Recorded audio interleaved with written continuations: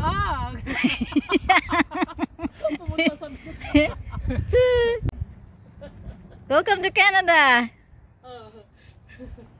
The snow is coming. You're so happy. Snow is too much heavy. 100% snow. Oh, stick out your tongue, Tito. Eat the snow. Yeah, ito na yung snow, mga kaibigan. Ngayon ang pizza, Marso 10, 2024 dito sa Whelan, Canada. Ang Whelan, Canada ay malapit lang sa Niagara Falls. 20 minutes drive. Ito yung bahay ng pamangkin ko, si Ganggang.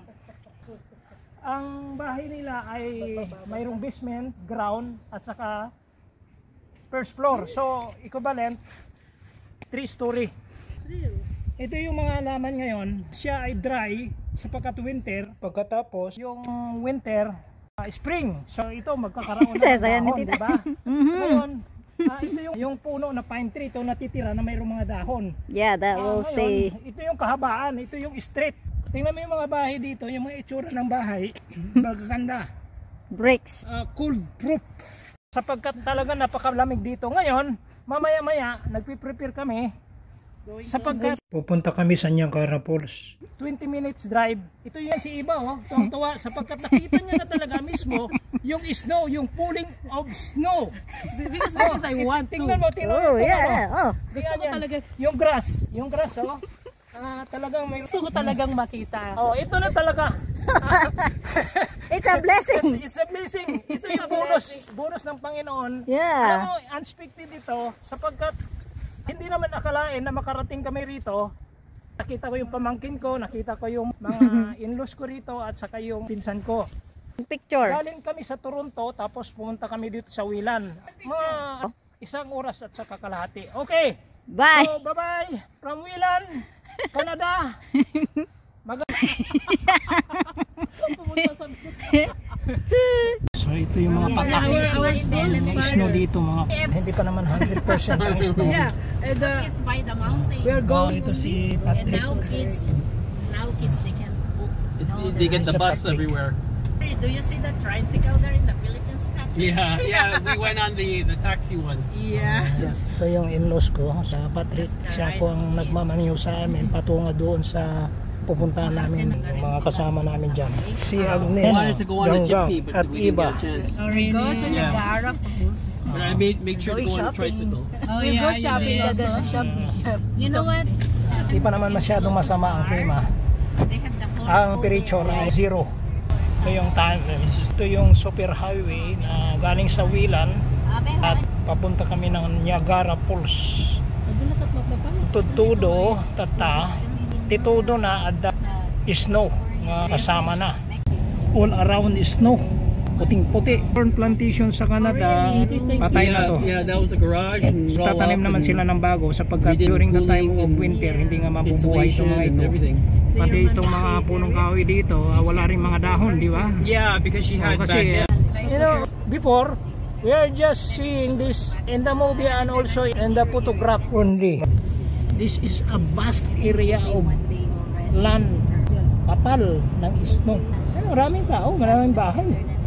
Yung mga bahay dito, puno na ng snow. Yung mga tuktok ng bahay nila, namumuo na. Oh, it's like the cities. Malapit na kami dito sa Niagara. It's almost like a hail. No. Ang masama doon kung I don't yung come here snow very often. nagiging yung tinatawag na hail snow, yun yung masama. So you cannot. What do you call this kind of snow? This is hail or what do you call it? Yeah, it's almost like it's a thick snow. It's snow. You can see it. Snow. But yeah, it's thick snow. Dumating na kami dito sa Niagara at the shopping mall, mamimili ng mga murang signature collection. Outlet. Shopping daw si Tito. Sa shopping. Snow kapit na sa mga surface ng mga sasakyan. Heavy po yung ulan ng snow dito ngayon. Papunta po kami dito sa isang outlet, mamimili lang kami. Magalaw yung camera, hindi ko gaano nahawakan sapagkat napuprost yung kamay ko. Tuot muna ako ng gloves.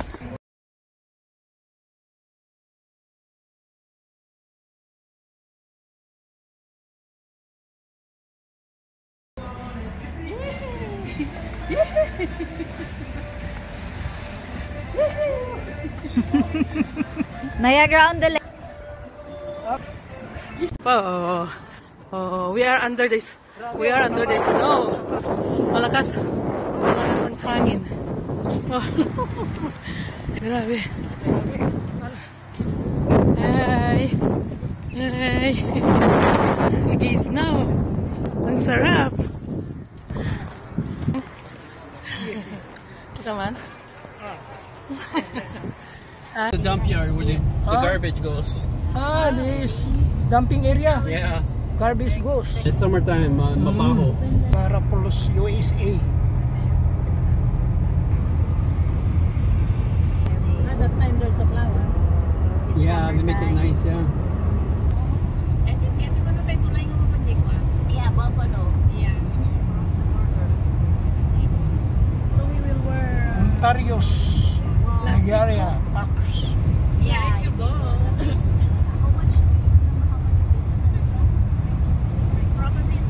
Niagara Falls. Keep left to Highway 420. Ang Niagara Falls, ang boundary po niyan We're just gonna wait up there. dito sa Canada at doon sa kabila ay Amerika, USA. Katapos noon, pwede ka na mag-cross border yan papuntang New York. Ganon rin ang gagawin namin.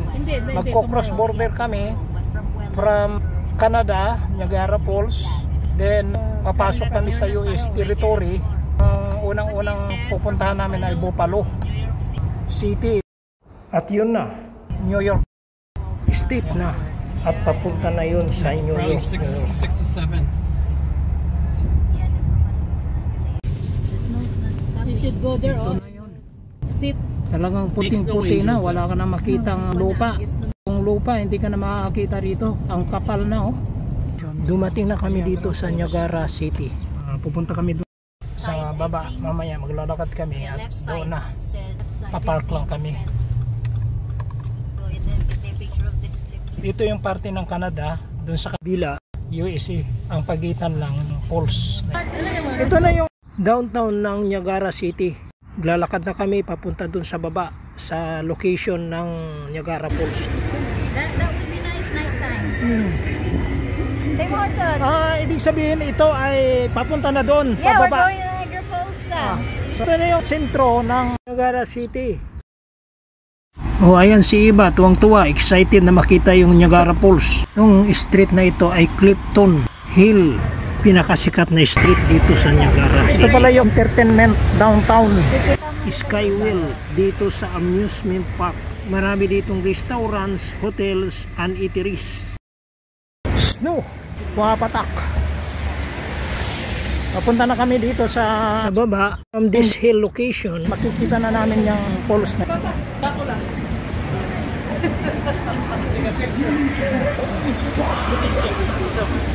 Right there.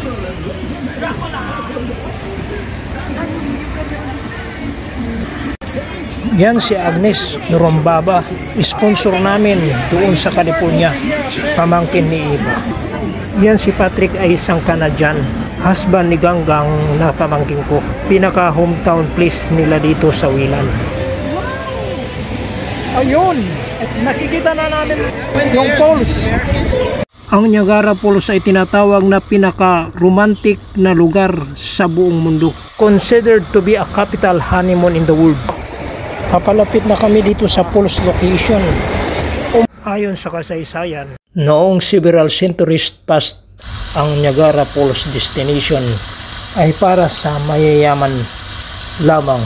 Ngunit ngayon para sa lahat na, kahit ordinaryong tao kagaya namin, dahil sa madali na ang access sa panahon ngayon. Lalo kung mayroon kang sponsor. Ito yung parte ng Niagara Falls, US territory. Yung nakikita dyan, crossover. Diyan ang Buffalo City, New York State. Tatawid kami dyan bukas at proceed kami sa Manhattan at Brooklyn, New York.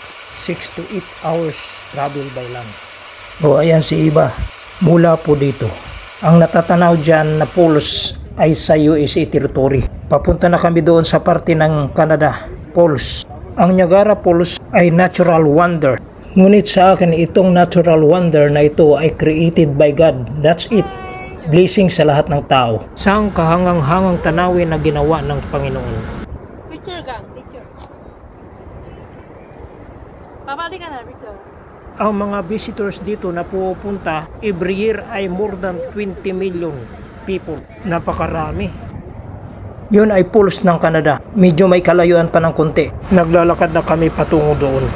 Mas malaki yan kumpara dito sa US Falls. Niagara Falls is one of the 7 wonders of the world. Niagara Falls is North America's most famous and most powerful river system.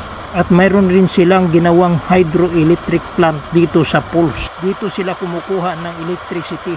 Applied sa dalawang syudad, Niagara, Canada and Buffalo, USA. Tinatawag na American Falls sa US side at sa Canadian side ay tinatawag na Bridal Veil Falls. At ang Horseshoe Falls, pinakamalawak ay halos sa Canadian side. Say ice candy. Hi. Yeah, that's what was. Ang kasama po namin dito ay si Patrick at saka si Ganggang at si Agnes. Yun ang tulay connecting Canada and US territory. Yan sa kabila ay Buffalo City, New York. Maraming hotels at turista rin dyan. Ang river flow ng Niagara Falls ay konektado papunta doon sa Lake Ontario. Yung height elevation ng falls ay napakataas. Mula dito sa ibabaw ng place namin, papunta doon sa baba, yung volume na bumabagsak dyan sa baba na tubig ay mighty in nature sa observation ko. At ang strength at flow ng tubig ay very powerful. Nasaan ba si Agnes? Mabilis lumakad eh. O ayan si Ganggang at si Iba. Ini-enjoy ang snowflakes falling.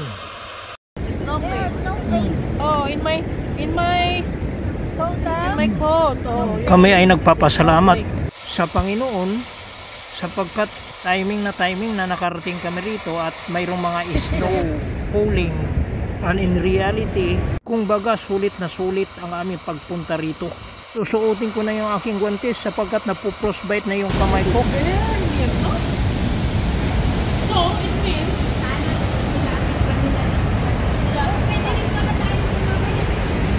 so kahit hindi tayo we can go there. No, Nandito na kami sa close observation area. Napakalapit dito sa bumabagsak na tubig. Strong and mighty waterfalls. Kung nakikita nyo yung pinaka-edge nyan ay rock waterbed. Mighty ang tibay nyan. Kahanga-hanga talaga. Salamat po sa panonood. Pagpalain po kayo ng Panginoon.